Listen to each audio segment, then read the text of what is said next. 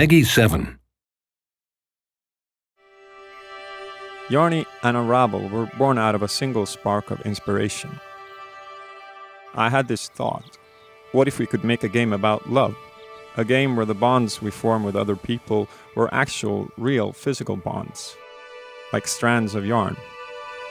And what if you could play as a character that was actually made from that stuff? And that idea kept growing, and the more I thought about it, the more it felt like a real thing, an important thing, a game that needed to be made. Yarn became a symbol of love, of longing and connection.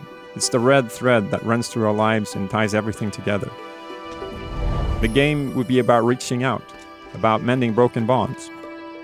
You will play as a little being made from yarn, tethered to something important at the start of the game. And you would try to make it to the end without unraveling, so you could use your yarn to reconnect things that weren't meant to be apart. And that little being became Yarnyho, a helper, a positive force, this fragile but capable character that you guide through the world, a brave little thing with a huge heart, who watches the world with childlike curiosity and wonder, and accomplishes great things despite being so small. I wanted a character that would inspire empathy, that would make you care, because that's a big part of what the game is about, caring and connecting. I created Yarnyho when I was on a camping trip with my family. I made a doll from materials that I basically scavenged and just started playing with it, and posing it and taking pictures, trying to come up with what the actual game would be like. It was just a really beautiful process. I was out in nature, in such an inspiring environment. I was basically just playing and having fun and trying to capture what that felt like.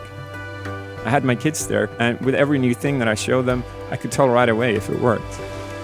And now, 2 years later, I can look back at that summer, and it's quite amazing to see where it all led. That initial spark of inspiration has grown into a real game. Hours of love and hard work have been poured into it.